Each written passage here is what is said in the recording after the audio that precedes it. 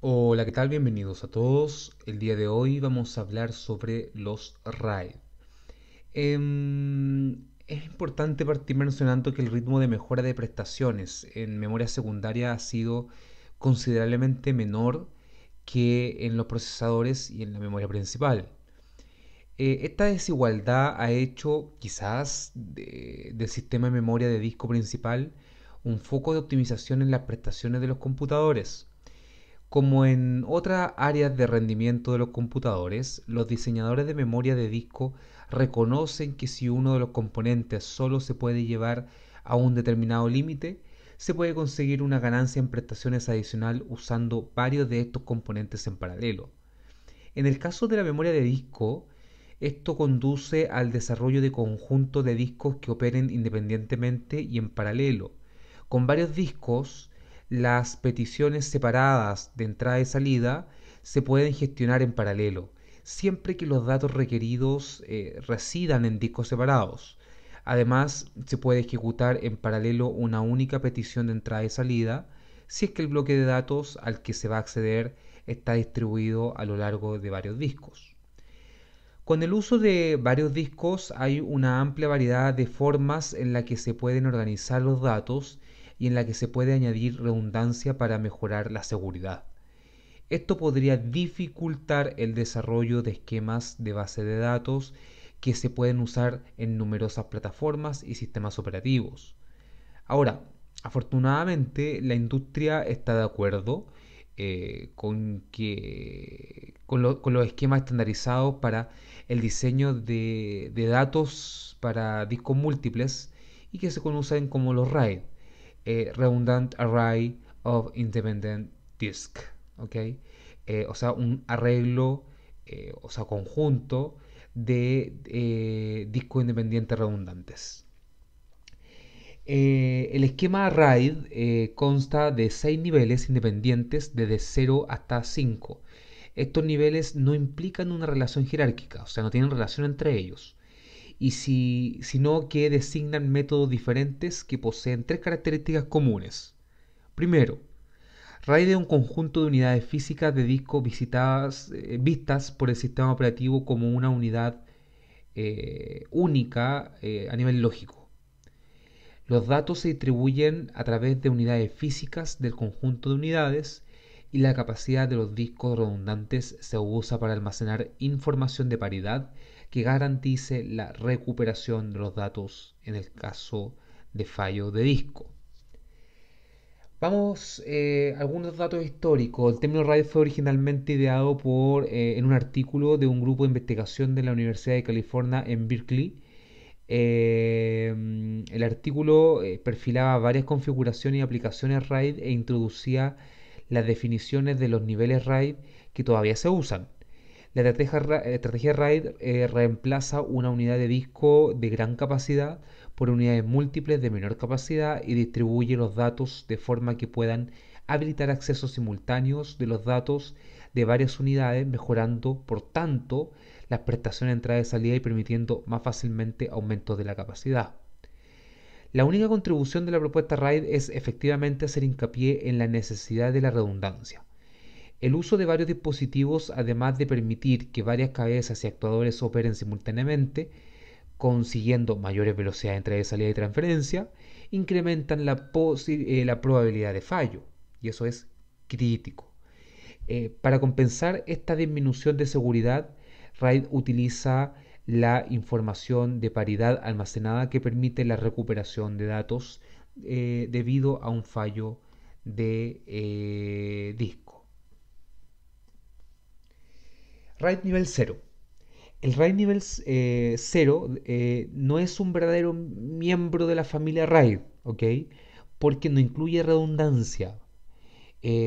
O sea, no busca redundancia para mejorar las prestaciones. Sin embargo, hay algunas aplicaciones como algunas ejecuciones en supercomputadores en los que las prestaciones y la capacidad son la preocupación primaria y un costo bajo es más importante que mejorar la seguridad. Para el RAID 0 todos los datos del usuario y del sistema están distribuidos a lo largo de todos los discos del conjunto. Esto tiene una notable ventaja frente al uso de un único y gran disco. Si hay pendientes, peticiones, diferentes entrada-salida para bloques distintos, entonces se van a procesar mucho más rápido. En el caso del nivel uno, el RAID de nivel uno se diferencia de los niveles 2 al 6 en cómo se consigue la redundancia. En estos otros esquemas RAID se usa alguna forma de cálculo de paridad para introducir redundancia, pero en cambio en el RAID 1 la redundancia se logra con el sencillo recurso de duplicar todos los datos. Tal como vemos en la figura,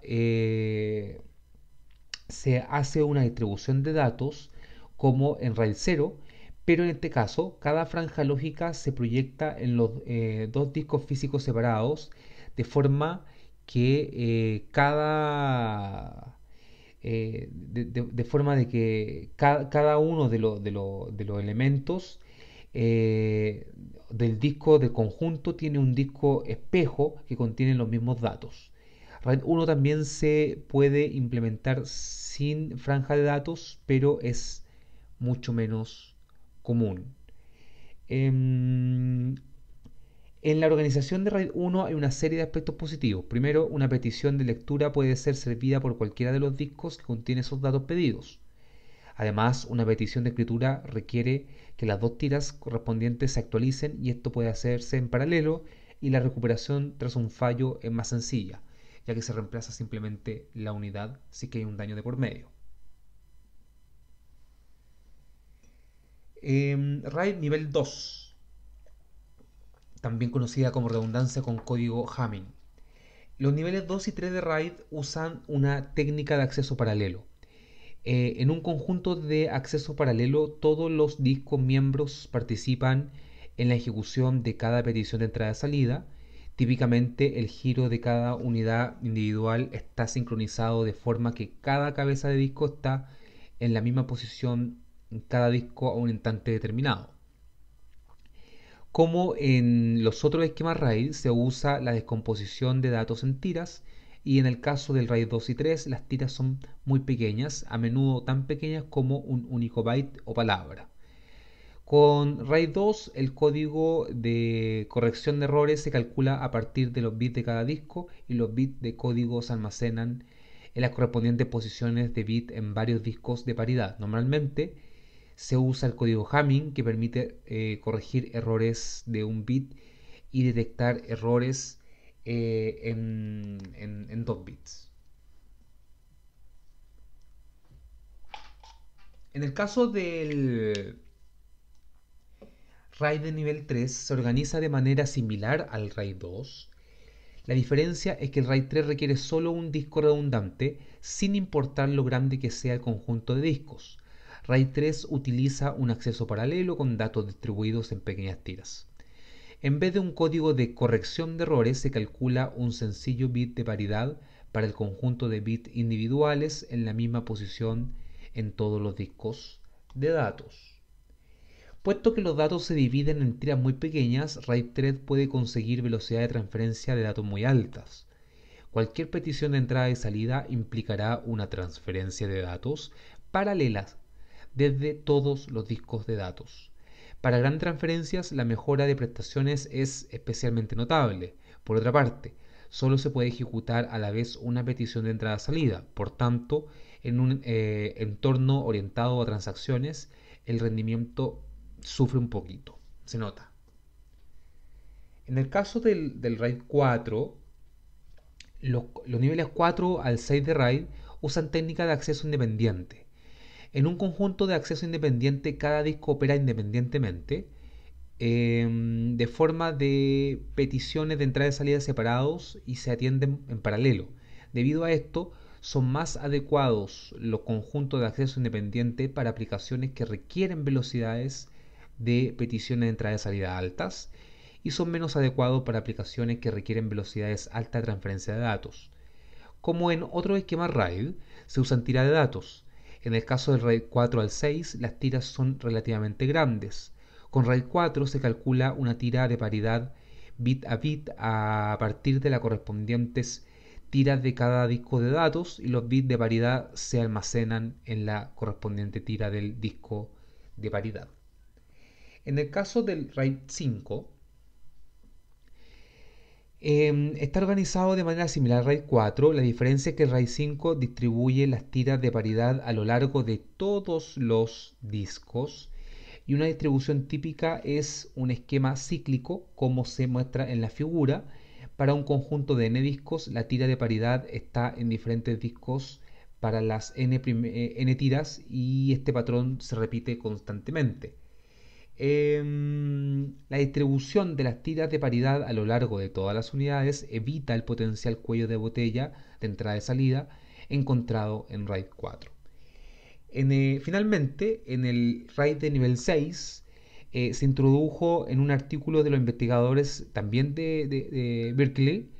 En el esquema de nivel 6 de RAID se hacen dos cálculos de paridad distintos que se almacenan en bloques separados en distintos discos. Por lo tanto, un conjunto RAID 6 cuyos datos requieren n discos consta entonces de n más 2 discos. Ahí podemos ver en la figura que se ilustra este esquema, donde P y Q son dos algoritmos de comprobación de datos distintos. Uno de los dos calcula la exclusive OR usada en los niveles 4 y 5 de RAID, pero el otro es un algoritmo de comprobación de datos independiente. Esto hace posible la regeneración de los datos, incluso si dos de los discos que contienen los datos de usuario o datos que sean finalmente fallan.